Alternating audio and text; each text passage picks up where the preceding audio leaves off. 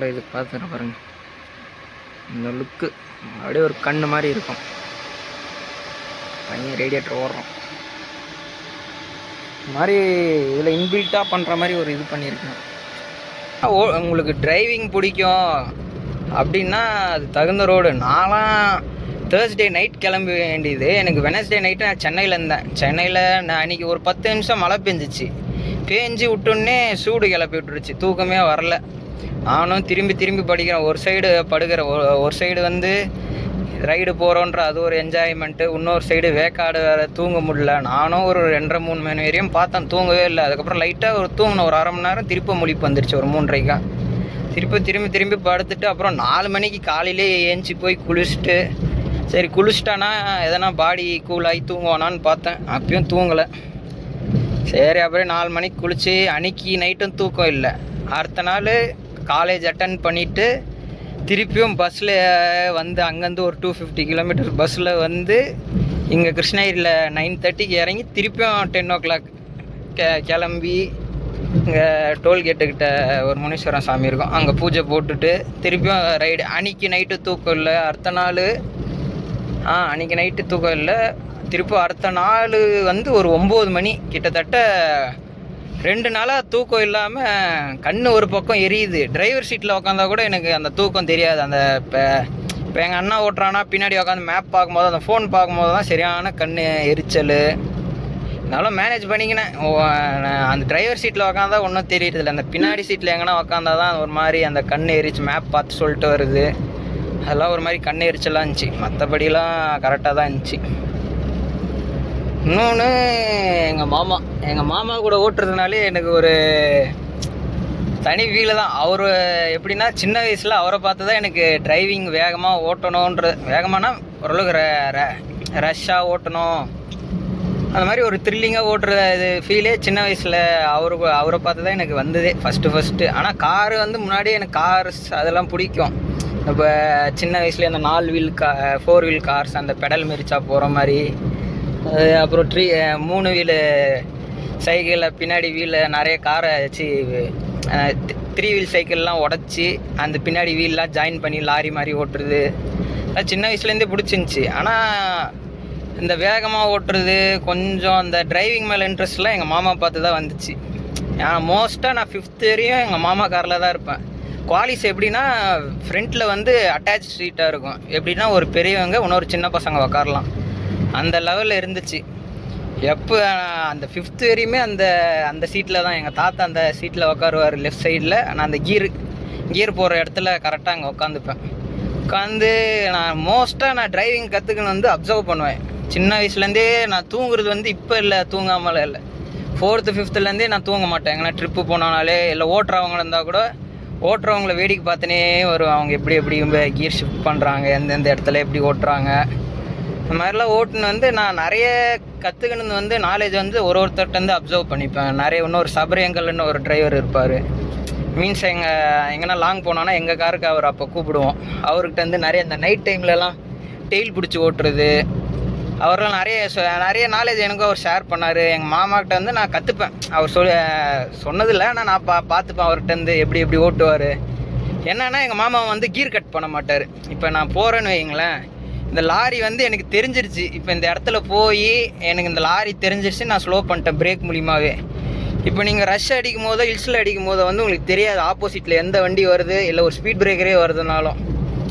அந்த இடத்துல வந்து நான் என்ன பண்ணுவேன்னா ஓரளவுக்கு பிரேக்கு அழுத்துவேன். டயர் தேயிற மாதிரி இருந்துச்சுன்னா பட்டுன்னு கீர் கட் பண்ணிவிடுவேன். இல்லை நிறைய இடத்துல எக்ஸ்பெக்டேஷனை தாண்டி எங்கன்னா ஒரு அப்ஸ்ட்ராக்கிள்ஸ் எதனா ஸ்பீட் பிரேக்கர் என்ன முன்னாடி எதனா வண்டி ஸ்லோ பண்ணிட்டாங்கன்னா பட்டுன்னு கீர் டவுன் பண்ணிவிடுவேன். அதனால் எனக்கு அது சரியாக போச்சு. அது வந்து எங்கள் மாமா அப்போ நான் இருக்கும்போதோ பண்ணல, நான் சின்ன வயசில் இருக்கும்போதோ பண்ணல. ஆனால் அவர் சபரியங்கள் பண்ணுவார் கீர் கட்டு மாதிரி. ஒருத்தர்கிட்டருந்து ஒன்று கற்றுப்பேன். எங்கள் அப்பா எப்படி செடேட்டாக ஓட்டணுன்னு. இப்போ இது வந்து நான் 50ல் 5th கீர் போட்டாலும் வண்டி பாட்டுக்கு போவோம். மைலேஜாக ஓட்டணுன்னா எங்கள் அப்பாவை பார்த்து கற்றுப்பேன். ஒரு விஷயம்லாம் நானே லேர்ன் பண்ண ஆரம்பித்தேன். நான் ஓட்டும் போதோ வண்டியோட இதுக்கு முன்னாடி தர்மஸ்தலா ஓட்டினேன். எப்படின்னா ஃபஸ்ட் இயரில் அப்போ வந்து ஃப்ரண்ட் வீலில் வந்து ஓரளவுக்கு ஒரு 30-40% தான் டயர் இருந்துச்சு. அப்போல்லாம் டயர் சரியான ஸ்லிப் ஆகும். நீங்கள் ஒரு கார்னரில் ஒரு 70க்கு மேலே இல்லை ஒரு 60க்கு மேலே ஒரு ஸ்டேரிங் ஒரு ஆஃப்க்கு மேலே திருப்பினாலே டயர் அப்படியே ஸ்லிப் ஆகிட்டு போகும். அந்த மாதிரிலாம் ஒரு மாதிரி செல்ஃபில் நான் ஆனேன். நான் அப்போ தான் ஓட்டுறேனே. அப்போயே செல்ஃபில் நான் நிறைய இந்த KGF to கிருஷ்ணகிரி மீன்ஸ் எப்படின்னா, எங்கள் கிருஷ்ணகிரிலேருந்து குப்பம் வந்து ஆந்திரா பார்டரு, குப்பத்துலேருந்து KGF வந்து இது கர்நாடகா பார்டரு. எங்கள் பாட்டி வீடு அங்கே இருக்கிறது. நான் வந்து கார் ஓட்டணும்னு அடம் பிடிச்சினே இருப்பனால எங்கள் அப்பா வந்து எனக்கு 11லேயே கொடுத்துட்டார். அதுக்கு முன்னாடியே நான் ஓட்ட ஆரம்பிச்சிட்டேன். ஆனால் லாங்கு எனக்கு ஓட்டெல்லாம் தர மாட்டாங்க. நானே எதனா லோக்கலில் எடுத்து ஓட்டினா தான். லாங்குன்றது நான் ரொம்ப அடம் பிடிக்கிறேன்னு நினச்சி எனக்கு எங்கள் அப்பா 11லேருந்தே தர ஆரம்பிச்சிட்டாரு. அப்போத்துலேருந்து நான் ஒரு 20-30 டைம் கிட்ட அதே ஓட்டிட்டேன், கிருஷ்ணகிரி டு KGF. அதில் எனக்கு ஒரு நல்ல ஒரு எக்ஸ்பீரியன்ஸ் கெயின். அதுக்கப்புறம் மோஸ்ட்டாக அந்த ரோடை ஓட்டினாலே உங்களுக்கு ஓரளவுக்கு கெயின் ஆகிடும், எப்படி ஓட்டுறதுன்னு. அதுக்கப்புறம் நான் லைசன்ஸ் வாங்கிறதுக்கு முன்னாடியே இந்த திருப்பதி நிறைய இது ஓட்டிட்டேன். அதனால் ரொம்ப எக்ஸ்பீரியன்ஸ் ஆயிடுச்சு. அதை வந்து எங்கள் மாமாக்கிட்ட காட்டணுன்றதுனால நான் 12th முடிச்சுட்டு காலேஜ் ஜாயின் பண்ண போகிறேன். அந்த லீவில் ஒரு திருச்செந்தூர் ரைடு போட்டோம். அந்த டைமில் நான் அங்கே திருச்செந்தூர்னால் மீன்ஸ் மதுரையிலேருந்து கிருஷ்ணகிரிக்கு வரும்போது தான் நான் இந்த கார் ஓட்டுறேன். எங்கள் மாமா வந்து குவாலிஸ் ஓட்டிருந்தார். அந்த டைம் பொட்டன்ஷியல் மீன்ஸ் எப்படின்னா, அவரும் வெரைட்டி ஓட்ட ஆரம்பித்தார். நானும் பொட்டன்ஷியலை காட்டணும் அப்படின்ற ஒரு ஓட்டின வச்சுக்கோங்களேன். சரி, ரொம்ப நாள் அவரை பார்த்து ஓரளவுக்கு வேகமாக ஓட்டணும்னு கற்றுக்கினதே அவரை பார்த்து தான். சரி, அவர்கிட்டருந்தே கொஞ்சம் ஃப்ளெக்ஸ் பண்ணி பார்ப்போம் என்ன பண்ணுறாரு அப்படின்னு. நான் நிறைய அந்த சின்ன வயசில் 5th வரையும் எனக்கும் எங்கள் மாமாவுக்கும் இருந்த ஒரு பாண்டிங் இருந்துச்சு. அதுக்கப்புறம் வந்து சின்னசாக ஒரு அது ரொம்ப பெருசாக ப்ராப்ளம் கூட இல்லை. நான் வந்து அந்த டைமில் ஒரு மெச்சூரிட்டி இல்லை. நான் வந்து அதுக்கு கோவப்பட்டுன்னு பேசலைன்னா மீன்ஸ் அந்த பழைய பாண்டிங் இல்லை. பேசுவேன், அந்த பழைய பாண்டிங் இல்லை. அதுக்கு முன்னாடிலாம் அந்த குவாலிஸை துடைக்கிறதாகட்டும், அந்த வண்டி மெயின்டெனன்ஸும் பார்த்துருந்தேன், இந்த வண்டி மெயின்டெனன்ஸும் பார்த்துருந்தேன். சின்னசாக ஒரு மிஸ் அண்டர்ஸ்டாண்டிங் ஆயிடுச்சு. அதுக்கப்புறம் அவரும் ஒரு மாதிரி என்னன்னு தெரியல, அவரும் டிஸ்டன்ஸ் ஆயிடுச்சு. எனக்கும் அப்போ அந்த மெச்சூரிட்டி வந்து பேசலைன்னா அந்த அளவு அந்த முன்னெல்லாம் பாண்டிங்கில் எங்கே போனாலும் அவர் கூட்டின்னு போவார். எங்கன்னா வண்டியில் போகிறதா இருந்தாலும், எந்த இடத்துக்கு போனாலும், காரில் போனாலும் நான் மோஸ்ட்டாக 5th வரையும் ஈக்குவலாக உட்கார மாட்டேன். குவாலிஸில் தான் உட்காருவோம். குவாலிஸில் அந்த கீர் பக்கத்துலேயே உட்காந்து டிரைவிங் பார்ப்பேன், எப்படி ஓட்டுவாருன்னு பார்ப்பேன். நிறைய வந்து நான் பார்த்து கற்றுக்கிறது தான். அந்த பார்த்ததுலே நெக்ஸ்ட்டு நான் எடுக்கும்போதோ இந்த இதெல்லாம் நான் பார்த்துக்கினேன். அப்பே சில இது வந்து யூடியூப்லலாம் பார்த்தேன். இந்த எப்படி ஹில்ஸ்லேருந்து கிளைம்பு வண்டி ஆஃப் கிளச்சில் எடுக்கணும், அதெல்லாம் கொஞ்சம் அப்படியே பார்த்து, அப்புறம் நானே அந்த 8thலலாம் எங்கள் ஷெட்டு வந்து கொஞ்சம் ஹைட்டாக தான் இருக்கும். அந்த இடத்துல நிற்க வச்சுட்டு நானே சாவி எடுத்துன்னு போயிடுவேன். சாவியை எடுத்துன்னு போயிட்டு சும்மா தெரியாமல் அந்த இடத்துல ஓட்டி பழகி, அப்புறம் 8thலலாம் எங்கள் இந்த ஹைவேஸ்லலாம் 8thல அப்படியே கொஞ்சம் கொஞ்சமாக ஓட்டுவேன். அப்புறம் எங்கள் அப்பா இவன் ரொம்ப டார்ச்சர் பண்ணுறாருன்னு எங்கள் அப்பாவே 11thலேருந்து தர ஆரம்பிச்சிட்டாரு. இவனெல்லாம் கார் ஓட்டுறோன்னு அப்புறம் அவரே தர ஆரம்பிச்சிட்டாரு. அதுக்கப்புறம் எப்போ இந்த டிரைவர் சீட்டில் நான் உட்காந்து அந்த குவாலிஸில் எங்கள் மாமா உட்காந்தாலும் ஒரு மாதிரி பொட்டன்ஷியல் செக் பண்ணினே இருப்போம். 2 பேருமே விட்டு கொடுக்க மாட்டோம். யார் தான் லாஸ்ட்டில் கேப் அடித்து அந்த ஸ்கில் இது பண்ணுறாங்களோ அவங்க முன்னாடி போவாங்க.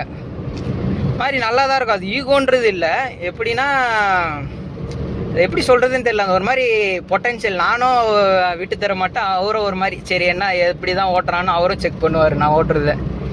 கடைசி வரையும் அந்த பொட்டன்ஷியல் செக்கிங்லேயே இருக்கும், யார் தான் அந்த இது பண்ணுவான்னு. எப்படின்னா எங்கள் ஃபேமிலிக்கே தெரிஞ்சிடும். நாங்கள் 2 பேரும் டிரைவர் சீட்டில் உட்காந்தா யார் தான் இவங்க ஏதோ ஒரு கிளாஷ் ஆக போகுது ஓட்டுறதில்ல. இப்போ அடுத்து நெக்ஸ்ட்டு இந்த மாதிரிலாம் வருவாங்களான்னு கூட தெரில. எங்கள் மாமா கூட ஓட்டும் போது தான் நான் இதே வேறு யாரும் இருக்கிறாங்க ஓட்டுறது. இப்போ ரேண்டமாக யாருன்னா இவங்க முன்னாடி போகிற அந்த எர்டிகா கூட ஓட்டினா ஏன்னா ஒரு 40 கிலோமீட்டர் ஓட்டுவோம், முடிஞ்சாலும் விட்டுருவேன். அது அந்த பாண்டிங்கே வேறு. எப்படின்னா ஒரு டிரைவரு அந்த ஒரு பொட்டன்ஷியல் செக் பண்ணினே இருப்போம். எங்கள் ஃபேமிலியில் 2 பேர். அது ஒரு மாதிரி அது நல்லாயிருக்கும் ஓட்டுறதுக்கே, செக் பண்ணுறதுக்கு. அது மாதிரி செக் பண்ணுவோம். இதுக்கப்புறம் அவர் ரிட்டையர்மெண்ட் ஆகிடுவாருன்னு தெரியல. எங்கள் மாமா இப்போயே பாவம் கொஞ்சம் இதாக வர்றாரு, லேக் ஆகிறாரு. ஆனால் மீன்ஸ் எப்படின்னா இங்கேருந்து நான் ஹில்ஸ்லேருந்து நான் ஓட்டுறேன்னு எங்கள் அண்ணாட்ட சொல்லிட்டேன். அதனால் அவன் இங்கேருந்து ஆசன் வரையும் அவன் ஓட்டினா, நெக்ஸ்ட்டு சக்லேஸ்வராலேருந்து நான் ஓட்டலாம் அப்படின்னா அதே டைம் எங்கள் மாமாவும் வாங்கினாங்க, எங்கள் இன்னொரு மாமாக்கிட்டேருந்து. சரி நான் ஸ்டார்டிங் எடுக்கவே இல்லை, சரி விட்டுறலாம், நான் ஸ்லோவாக தான் போகலான்னு போய் ஒரு ஸ்பீட் பிரேக்கரில் வந்து நான் ஸ்லோ பண்ணுறேன். எங்கள் மாமா வேகமாக வந்துருப்பார் போல், பின்னாடி ஓவர்டேக் பண்ணுறதுனா என்னன்னு தெரில. பட்டுன்னு ஒரு பிரேக் அடித்தார், டயர் ஸ்கிட் ஆயிடுச்சு, எனக்கு சவுண்டு கேட்டுருச்சு. சரி மாம்ஸ் ஓட்டணும்னு ட்ரை பண்ணுறாரு போல் அப்படின்னு நானும் ஒரு மாதிரி எந்தூசியாஸ்ட் ஆகிட்டு நானும் இழுக்க ஆரம்பிச்சிட்டேன். அதனால் அந்த இடத்துல ஒரு என்ன ஆயிடுச்சுன்னா, மீன்ஸ் எப்படின்னா இப்போ இப்படி இருக்குங்களா, இந்த லெஃப்ட் லேண்டில் வந்து ஒரு லாரி போகுது, இப்போ ஸ்ட்ரைட்டாக எனக்கு ஒரு லாரி போகுது. இந்த எர்டிகாக்கில் அளவு கரெக்டாக கேப்பு, அந்த பம்பர் டிப்பு தான் வண்டி கேப்பே. கரெக்டாக அந்த பம்பர்கிட்ட வந்து நான் வண்டியை திருப்பி இப்படி திருப்பினா ரைட் கர்வு. அந்த டைமில் நீங்கள் மோஸ்ட்டாக ப்ரெசன்ஸ் ஆஃப் டிரைவிங்கில் வந்து ப்ரெசன்ஸ் ஆஃப் மைண்ட் தான் முக்கியம். அந்த டேர்னில் நான் இப்படி திருப்பி நான் ரைட் இழுத்தா பாடி வந்து ரைட்டுக்கு போய் திருப்பி லெஃப்ட்டு வரும். திருப்பி ரைட்லேயே ஃபுல்லாக திருப்பினா பாடி ஃபுல்லாக லெஃப்ட் சைடு பாடி ஃபுல்லாக லெஃப்ட்லேயே இழுக்கிறதுனால வண்டி டயர் ட்ராக்ஷன் லூஸ் ஆகும். நான் பிரேக் அடிச்சோன்னே நான் ஆஃப்க்கு மேலே நான் ஸ்டேரிங் திருப்பிட்டேன். அந்த டைமில் என் கரெக்டாக ஒரு மைண்ட் வேலை செஞ்சிருச்சு. என்ன பண்ணிட்டேன்னா கியர் டவுன் பண்ணிட்டேன். 4th இருந்தேன், 60 இருந்தோடனே சடனாக 3rd ஷிஃப்ட் பண்ணி பிரேக் விட்டோன்னே அந்த ட்ராக்ஷன் கரெக்டாக வந்துருச்சு. அந்த மாதிரி நீங்கள் வேகமாக ஓட்டுறது முக்கியம் இல்லை, கரெக்டாக அதை நீங்கள் டெலிவரி பண்ணணும். உங்களுக்கு அந்த ப்ரெசன்ஸ் ஆஃப் மைண்ட் இருந்துன்னே இருக்கணும். வேகமாக ஓட்டும் போது கவனம் அதிகம். உங்களுக்கு அந்த கேப்பு கரெக்டாக, இப்போ வேகமாக ஓட்டுறாங்களே உங்கள் கண் வந்து கேப்பை தேடணும், எங்கே இருக்குது கேப்பு, இந்த கேப்பில் வண்டி போக முடியலன்னா அந்த அட்டெம்ப்ட் எடுக்கவே கூடாது. உங்களுக்கு அந்த கான்ஃபிடென்ஸ் இருக்கணும், கார் மேலேயும் ஆகட்டும் உங்கள் டிரைவிங்லேயும் இருக்கட்டும். அப்போ இருந்தால் மட்டும் தான் ஹைவேஸில் யார் வேணால் ஓட்டலாம் வேகமாக. இந்த கேப் அடிக்கணும் கூட லைட்டாக கேப் அடிக்கலாம். ஆனால் ஒன் வேல உங்களுக்கு ஓட்டணும்னா வந்து உங்கள் டிரைவிங் மேலே நம்பிக்கை இருக்கணும், இன்னொன்று உங்களுக்கு உங்கள் வண்டி மேலே நம்பிக்கை இருக்கணும். இவன் மேலே கான்ஃபிடென்ஸ்லாம் எனக்கு அவ்வளோவே தேவையில்லை. இவன் மேலே இருக்கிற கான்ஃபிடென்ஸு எனக்கு கரெக்டாக இவனோட டிப்பு தெரிஞ்சிடும். எனக்கு அந்த ஹெட்லைட் வச்சு நான் டிப்பை யூஸ் பண்ணிப்பேன் நான். அதனால் எனக்கு ரொம்ப பழகம் இந்த வண்டி ஓட்டுறதுக்கு வந்து எனக்கு ரொம்ப பழகம். அதனால் அந்த பொட்டென்ஷியல் நானே எங்கள் மாமாவுக்குமே அந்த ஹில்ஸ் ஃபுல்லாக நானே எங்கள் மாமாவே அவர் விடாமல் நான் டெய்லியே லாக் பண்ணிட்டு வந்திருந்தேன். அவரும் ட்ரை பண்ணார். நான் ஒரு லாரிக்கு ஆப்போசிட் ஏறி வந்துருச்சு. நான் 3 லாரி ஏறலான்னு ஒரு லாரி 3 லாரி கண்டினியூஸாக போகுது, 2 லாரி ஏறிட்டேன். இன்னொரு லாரி கேப் பண்ணலான்னா அவங்க 2 பேரும் கேப் விடலை. சரி ஒரே முட்டை அழுத்திடலாம் அப்படின்னா ஆப்போசிட்டில் ஒரு லாரி வந்துருச்சு. அந்த டைமில் கிட்டத்தட்ட என் டெயில் டச் ஆகிருக்கும், பின்னாடிக்கிற டெயில். என்ன பண்ணிட்டேன்னா இப்படி போகிறேன்னா பட்டுன்னு இப்படி போயிட்டு நீங்கள் ரைட் இப்படி திருப்பி விட்டா உங்கள் பின்னாடிக்கிற பாடி வந்து லெஃப்ட் சைடாக மூவ் ஆகும். அந்த டிப்பு கேப்பு மட்டும்தான் அந்த வண்டிக்கும் லாரிக்கும் என் வண்டி டெயிலுக்கும் டச் ஆகாமல் இருந்தது. இப்போ இப்படி போகிறேன்னு வச்சுக்கோங்களேன், பின்னாடி எந்த வண்டியும் வரலையா, இப்படி போகிறேன்னா நல்லா பார்த்துக்கோங்க. இப்படி போயிட்டு இந்த டிப்பு இப்படி தெரியுதுங்களா, இந்த இழுக்கிறேன் பார்த்தீங்களா, இந்த இழுக்கும் போதோ உங்கள் பேக்குக்குள்ள இருக்கிற பாடி வந்து உள்ளக்கா வரும். மீன்ஸ் நீங்கள் ரைட்டு உள்ளே த்ரோ பண்ணும் போதோ பின்னாடிக்கிற பாடி வந்து உங்களுக்கு பேக்கு பின்னாடி வரணும். அந்த டைமில் தான் உங்கள் பாடி வந்து உள்ளே இருக்கும். இந்த கேல்குலேஷன் கரெக்டாக தெரிஞ்சால் மட்டும் தான், சப்போஸ் எதனா ஒரு லாரி கேப்பே வரலைனாலும் நீங்கள் அதை கேல்குலேட் பண்ணி உள்ளே திருப்புறதுக்கு கரெக்டாக வரும். மோஸ்ட்டாக நீங்கள் ஓட்ட நீங்கள் செல்ஃப் லேர்ன் பண்ணிக்கணும். உங்கள் கார் எப்போ எந்த மாதிரி ரியாக்ட் ஆகுது. இப்போ ஒரு 80 ஒரு கார்னர் த்ரோ பண்ணுறான்னா பாடி ரோல் எப்படி இருக்குது, அந்த இடத்துல பிரேக் அடித்தா எப்படி இருக்கும், அது மாதிரி நீங்கள் லேர்ன் பண்ணி ஓட்ட ஆரம்பிச்சிட்டிங்கனாலே உங்களுக்கு எல்லாம் ஈஸி ஆகிடும். பெட்ரோல் ஃபுல்லாக ஓட்டியே கரைச்சிடாமல் எங்கனமா அப்படியே திருப்பி நிற்க வைப்போம். மாதிரி எப்போ ஓட்டினாலும் அந்த வைப்பே வேறு. எங்கள் மாமா கூட ஓட்டுறது, மாமா கூட ஓட்டினாலே கன்ஃபார்ம் அவரும் வேகமாக ஓட்டுவார், நானும் வேகமாக ஓட்டுவேன். 2 பேருக்கும் அந்த பொட்டென்ஷியல் கரெக்டாக செக் பண்ணினே இருப்போம். அது ஒரு மாதிரி ஃபீலிங் நல்லாயிருக்கும். இதே பாண்டு வேறு யாருனா ஓட்டினாங்கன்னா வருமானம் கூட தெரில. அது ஒரு மாதிரி ஒரு இது சின்ன வயசுலேருந்து ஒருத்தரை பார்த்து வளர்ந்து அவரு கூட ஓட்டுறதுன்றது ஒரு ஃபீல் தனி.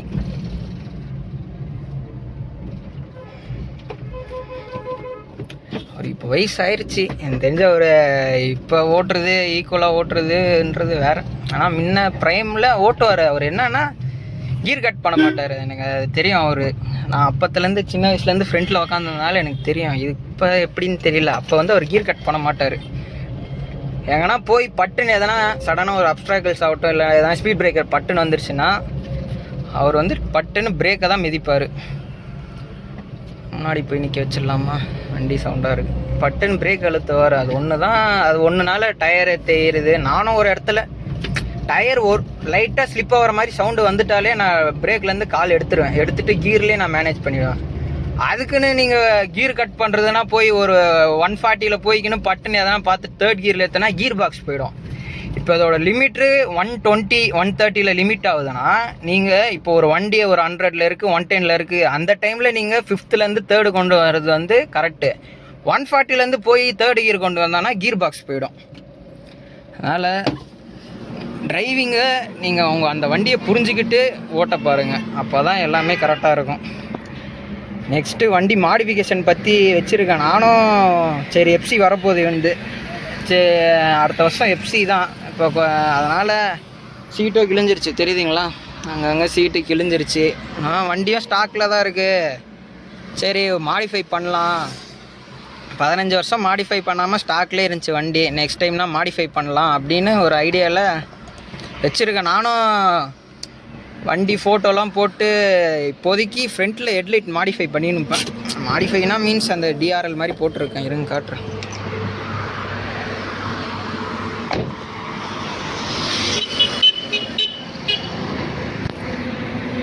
தெரியுதா? இன்னும் நைட் டைமில் நல்லா தெரியும்.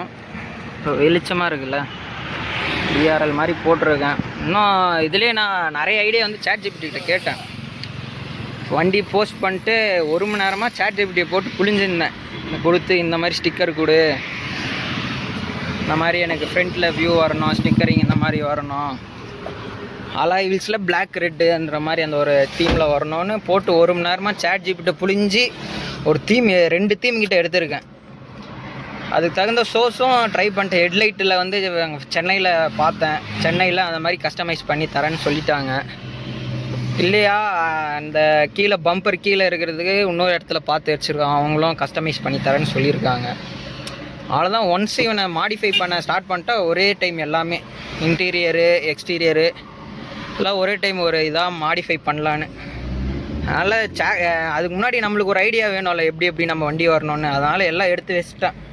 ரெஃபரன்ஸுக்கும் எல்லாருக்கும் அமுச்சு விட்டேன். இப்போ ஸ்டிக்கரிங் எடுக்கிற மாதிரி இருந்தாலும் அந்த ரெஃபரன்ஸ் தான். மோஸ்ட்டாக எல்லாத்துக்கும் அந்த ரெஃபரன்ஸ் தான் யூஸ் பண்ணுறேன் நான். காட்டுறேன் இருங்க. நான் எப்படி நான் எடுத்த ரெஃபரன்ஸ் உங்களுக்கு பிடிச்சிருக்கான்றதை பாருங்கள். வைக்கிறேன் நான். இதான் ட்ரிப்பு இது. மோஸ்ட்டாக ட்ரிப்பு அவ்வளோதான். இதுக்கப்புறம் லாங் ட்ரிப் அமையமான்றது டவுட்டு தான். என்ன போனால் திருப்பதி போவோம், அதெல்லாம் ஷார்ட் ரைடு தான். ஆனால் நீங்கள் வண்டியில் போகிறதுனாலும் சரி, காரில் போகிறதுனாலும் சரி, இந்த கர்நாடகா மெயினாக இந்த ஆசனை தாண்டி நீங்கள் போகிற மாதிரி இருந்துச்சுன்னா, உங்களுக்கு வண்டியில் போனாலும் காரில் போனாலும் நீங்கள் இந்த லவ் பண்ணி ஓட்டலாம் அந்த மிஷின்ஸை. அந்த அளவுக்கு ஒரு நல்ல பொட்டென்ஷியலான இருக்கும் ரோடு. எப்படின்னா உங்கள் ஸ்கில்ஸை டெஸ்ட் பண்ணுற மாதிரியே ஒரு ரோடு. அன்எக்ஸ்பெக்டடாக ஸ்பீட் பிரேக்கரு, ரோடு நல்லா இருக்காது. வண்டி ஷார்ட் ரோடுனால ரொம்ப சின்னதாக இருக்கும். அந்த ரோட்டில் ஓட்டுறதுக்குன்றது என்ன தான் ஒரு ஹைவேஸில் அவ்வளோ ஓட்டி இருந்தாலும் நீங்கள் அந்த ரோட்டில் ஓட்டினா மட்டும் தான் உங்களுக்கு ஸ்கில்ஸே தெரியும். ஒரிஜினல் உங்கள் ஸ்கில் எவ்வளோ இருக்குது அதுன்ற மாதிரி. மோஸ்ட்டாக நீங்கள் அந்த மாதிரி இடத்துல வந்து கீர் கட் பண்ண எல்லோரும் பழகிக்கோங்க. அதுக்குன்னு ரொம்ப டேஞ்சரஸாக போய் 140 போய் தேர்டு போடுறதெல்லாம் இல்லை. இப்போ இந்த வண்டி தேர்ட் கீரில் 130 பண்ணோன்னா நீங்கள் ஒரு 120 அது இப்போ பார்த்துட்டேன். நான் ஒரு 5th கீரில் இருக்கேன், பட்டுன்னு அங்கே ஏதோ ஒரு ஸ்பீட் பிரேக்கர் வந்துருச்சு, ஆனால் ஒன்று பிரேக் அழுத்தினா நிற்காது. இன்னும் நீங்கள் அந்த டைமில் வந்து என்ன பண்ணலான்னா, இப்போ 120 இருக்கேன்னா கம்முன்னு தேர்ட் கீர் போடலாம். ஒரு 100 110 வந்தோடனே பட்டுன்னு தேர்ட் கீரும் போடலாம். போட்டால் வண்டி கேட்கும். போய் 140 போய் தேர்ட் கீர் போட்டிங்கன்னா கீர் பாக்ஸ் காலி ஆகிடும். அதனால் தகுந்த மாதிரி கீர் கட் பண்ணுங்கள். நைட் டைமில் ஓட்டும் போது டெயில் பாருங்கள். இப்போ முன்னாடி ஒரு பஸ்ஸு போகுதுன்னா பஸ்ஸோட ஆக்ஷனு பின்னாடி இப்போ எதனா ஸ்பீட் பிரேக்கர்னா இல்லை பள்ளம்னா அந்த வண்டி வந்து குதிக்கும். அதை வச்சு நீங்கள் கண்டுபிடிச்சிக்கலாம் முன்னாடி என்ன பள்ளம் வருது. டெயில் டு டெயில் ஓட்டுறதுக்கெலாம் நல்லாயிருக்கும். நீங்கள் அந்த மாதிரி அதுக்குன்னு ரொம்ப டெயில் பிடிச்சி ஓட்டாதீங்க. சில டைம் வண்டி அவங்க எதனா முன்னாடி பிரேக் அடித்து உங்களுக்கு அதுவும் மழை டைமில் மழை டைமில் டெயில் பிடிச்சி ஓட்டாதீங்க, மற்ற டைமில் ஓட்டிக்குவாங்க. மாதிரி நானும் டிரைவிங் மூலியமாகவே செல்ஃப் லேர்ன் தான் நிறைய ஆகியிருக்கேன். சில பேர்கிட்டருந்து கேதர் பண்ணுது, அப்புறம் நான் செல்ஃப் லேர்ன் பண்ணுது, அது மூலியமாக ஓரளவுக்கு டிரைவிங் தெரியும்னு வச்சுக்கோங்களேன். என்னோட நிறைய ஓட்டுறோம் F1 டிரைவர்ஸ்லாம் கால் தூசி கூட நம்ம இல்லை. அதனால சொல்கிறேன், ஒரு ரோட்வேஸில் எப்படி ஓட்டுறது அளவுக்கு ஓரளவுக்கு பர்ஃபார்மன்ஸு இருக்கான்றது நினைக்கிறேன். இதுக்கப்புறம் எப்போ ஓட்டுவோன்னு தெரியல. மாடிஃபிகேஷன் யோசித்து வச்சுருக்கேன். அந்த ஃப்ரண்ட்டு லைட்டு பாருங்கள் இப்போ எப்படி பிடிச்சிருக்கா இல்லையா. இந்த கலரை நீங்கள் பார்க்குறதே ரேரு. நானே இப்போ இதான் ஒரு 3வது வண்டி. இதோட நான் வண்டி வாங்கினதுலேருந்தே ஒரு 15 வருஷமாக இந்த ரெட்டை நான் பார்த்ததே இதுதான் ஒரு 3வது 4வது வண்டி. ஆனால் இந்த கலரு அப்போ வந்து வெறும் அந்த ஷார்ட் டைமில் மட்டும் தான் விட்டுருந்தாங்க. 2012 அந்த லிமிட்டட் எடிஷன் கலரில் தான் இருந்துச்சு. அந்த டைமில் யார் யார் வாங்கினாங்களோ அந்த மட்டும் தான் இந்த ரெட்டு தெரியும். அவ்வளோதான். ட்ரிப்புக்கு டோல்கேட்டுக்கு ஒரு 1700, வண்டிக்கு ஒரு 7500. நல்லா இருந்துச்சு ஓட்டுறதுக்கு. அந்த சைடு ஓட்டினோன்னாலே உங்களுக்கு நல்லா பிடிக்கும். நீங்கள் மோஸ்ட்டாக அந்த டூர் போகிற மாதிரி நான் டிரைவிங் லவ்னா நீங்கள் அந்த ரூட்டை சூஸ் பண்ணிக்கோங்க. நல்லா என்ஜாய் பண்ணலாம். நல்லா சாமிங்களும் தெரிஞ்சு நான் அந்த சைடு இந்த தமிழ்நாடை கம்பேர் பண்ணால் அந்த சைடு டிஃப்ரெண்ட் கல்ச்சர் நல்லாயிருக்கும். அந்த சைடு கூட ட்ரை பண்ணுறதுனா ட்ரை பண்ணுங்கள். ரேஞ்ச் ரோவரா? ரேஞ்ச் ரோவர் வெள்ளார் பரவாயில்லப்பா. வெள்ளாரெலாம் வச்சுருக்காங்க. பெங்களூர் வண்டியா? பெங்களூர் வண்டி தான். எவ்வளோக்கு எவ்வளோ நீங்கள் ஸ்பீடாக ஓட்டுறீங்களோ அந்தளவுக்கு சேஃபாக ஓட்டுங்க. உங்கள் டிரைவிங் மேலே உங்கள் வண்டி மெயின் கான்ஃபிடென்ஸாக இருந்துச்சுன்னா உங்கள் வண்டி மேலே நீங்கள் ஓட்டலாம். அதோட உங்கள் ஸ்கில்ஸையும் நீங்கள் பில்ட் பண்ணிக்கோ. ஒரு டைமும் உங்கள் வண்டி ஸ்கிட் ஆகுதா இல்லை பாடி கண்ட்ரோல் எப்படி இருக்குதுன்றதை ஒரு டைமும் பார்த்துக்குவாங்க. அது தகுந்த மாதிரி ஓட்டுனீங்கன்னா எல்லாமே கரெக்டாக இருக்கும். எந்த இடத்துலையும் மிஸ்டேக் ஆகாமல் ஓட்டலாம். இந்த பள்ளம் லைட்டாக விடுறது அதெல்லாம் வந்து அன்எக்ஸ்பெக்டடு. மீன்ஸ் அது கண்ட்ரோல் பண்ணலாம், முடிஞ்ச அளவு கண்ட்ரோல் பண்ணிடலாம். அது சில இடத்துல ஸ்லோ பண்ணிவிடுவோம். இந்த இடத்துல ஒரு இடமோ 2 இடமோ, ஒரு இடம் வந்து அந்த ஸ்பீட் பிரேக்கர் நான் எப்படின்னா நானே எங்கள் மாமா ரஷ் பண்ணி ஓட்டும் போதோ நான் என்ன பண்ணேன், ஒரு கட்டிங்கில் ஏறும் போது பட்டன் ஸ்பீட் பிரேக்கர் வந்துடுச்சு. ஏன்னா இந்த ரோடு வந்து நான் ஓட்டின ரோடு இல்லைல்ல. பட்டன் ஸ்பீட் பிரேக்கர் வரவும் நான் அழுத்தோடனே டயர் ட்ராக்ஷன் லூஸ் ஆச்சு. பட்டன் கீர் கட் பண்ணி ஓரளவுக்கு கண்ட்ரோல் பண்ணிட்டேன். மாதிரி உங்கள் வண்டி அண்டர்ஸ்டாண்ட் பண்ணிக்குவாங்க. முடிஞ்ச அளவு நீங்கள் எவ்வளோ அண்டர்ஸ்டாண்ட் பண்ணுறீங்களோ அது தகுந்த மாதிரி நீங்கள் ஸ்பீடு எடுத்துக்கலாம். எதுவுமே தெரியாமல் நீங்கள் பிளைண்டாக ஓட்டுனீங்கன்னா உங்களுக்கு வந்து அது டேஞ்சராக தான் போய் முடியும். அதனால் தெரிஞ்சுட்டு ஓட்டுங்க. ஒரு இடம் கிரிட்டிக்கலாக சுச்சுவேஷன் வந்தாலும் பயப்படாமல் அடுத்து என்னன்றது அந்த கேப்பு பாருங்கள். இல்லை உங்களுக்கு வேறு எதனா ஆப்ஷன் இருக்கா, இல்லை பட்டுன்னு நீங்கள் கீர் ரேஷியோ வந்து கரெக்டாக வச்சுனே இருந்துக்கோங்க. டார்க்கை மட்டும் ஹில் ஸ்டேஷனில் விடாதீங்க. டார்க் லெவல் உங்கள் பேண்ட்லேயே வச்சுருந்தோம். இப்போ நான் ஒரு இடத்துல 60ல் போகிறோம், பட்டுன்னு அது வந்துச்சுன்னா 4th மாற்றுவேன். அதிலே டார்க் 10லையே 3rd மாற்றினே இருப்பேன். ஏன்னா பெட்ரோல் வண்டியில் வந்து நீங்கள் டார்க்கை கரெக்டாக வச்சுனே இருந்தால் மட்டும் தான் நீங்கள் கேட்குற இடத்துல ஃப்ளோர் பண்ணால் வண்டி இழுத்துட்டு போவோம். இல்லைனா அது அந்த டிலேயில் கூட எதனா ஆப்போசிட்டில் வண்டி வந்துச்சுன்னா உங்களுக்கு ஒரு ஆக்சிடென்ட் ஆக வாய்ப்பு இருக்குது. அதனால் முடிஞ்ச அளவு கவனமாக அந்த வண்டியை புரிஞ்சுக்கிட்டு ஓட்டுங்க. அவ்வளோதான். மாடிஃபிகேஷன்